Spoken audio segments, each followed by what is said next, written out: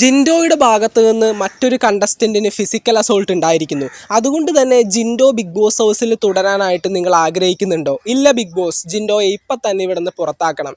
ഇങ്ങനെ ഒരു ചോദ്യം ബിഗ് ബോസിൻ്റെ ഭാഗത്ത് നിന്ന് കേൾക്കാനായിട്ട് ആഗ്രഹിച്ചിരിക്കുകയാണ് ബാക്കിയുള്ള എല്ലാ കണ്ടസ്റ്റൻസും.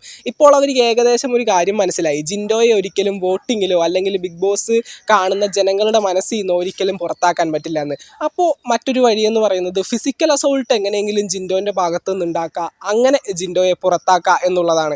അതിന് വേണ്ട എല്ലാ കാര്യങ്ങളും ഇപ്പോൾ ബിഗ് ബോസ് ഹൗസിൽ മറ്റുള്ള കണ്ടസ്റ്റൻസ് ചെയ്യുന്നുണ്ട്.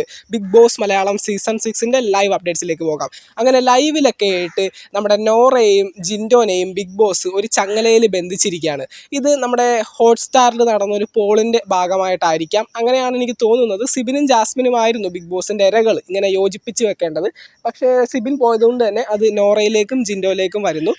ഇവർ രണ്ടുപേരും കൈകൾ ഇങ്ങനെ കെട്ടിയാണ് ബിഗ് ബോസിൽ ഇങ്ങനെ പോകുന്ന സ്ഥലത്തൊക്കെ പോകുന്നത്.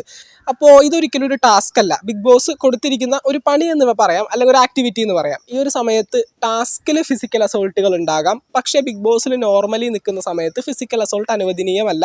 അങ്ങനെയാണെങ്കിൽ ആ ഒരു കണ്ടസ്റ്റൻറ്റിനെ ബിഗ് ബോസിൽ നിന്ന് ഇജക്റ്റാക്കി പുറത്തേക്ക് വിടുന്നതായിരിക്കും. ഈ ഒരു സമയത്ത് ജിൻഡോ തൻ്റെ കായികബലം ഉപയോഗിച്ച് നോറയെ ആ ഒരു ചങ്ങല ബന്ധിച്ചിരിക്കുകയാണല്ലോ. അപ്പോൾ കൈ കൊണ്ട് തൻ്റെ അടുത്തേക്ക് ഇങ്ങനെ പുഷ് ചെയ്തിടുന്നു.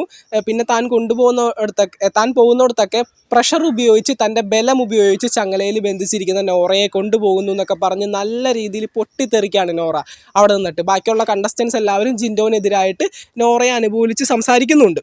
ബിഗ് ബോസിൽ പല ടാസ്കുകളിലും അതുപോലെ തന്നെ പല ആക്ടിവിറ്റീസിലും ബിഗ് ബോസ് ഹൗസിൽ വെറുതെ നോർമലി നിൽക്കുന്ന സമയത്തും ജിൻഡോ തൻ്റെ കായികബലം അമിതമായി ഉപയോഗിച്ചുകൊണ്ട് മറ്റുള്ള കണ്ടസ്റ്റൻസിനെ വേദനിപ്പിക്കുന്നു എന്നുള്ള രീതിയിൽ ഒരുപാടധികം പരാതികൾ ഇതിന് മുന്നും ബിഗ് ബോസ് ഹൗസിൽ ഉണ്ടായിട്ടുണ്ട്.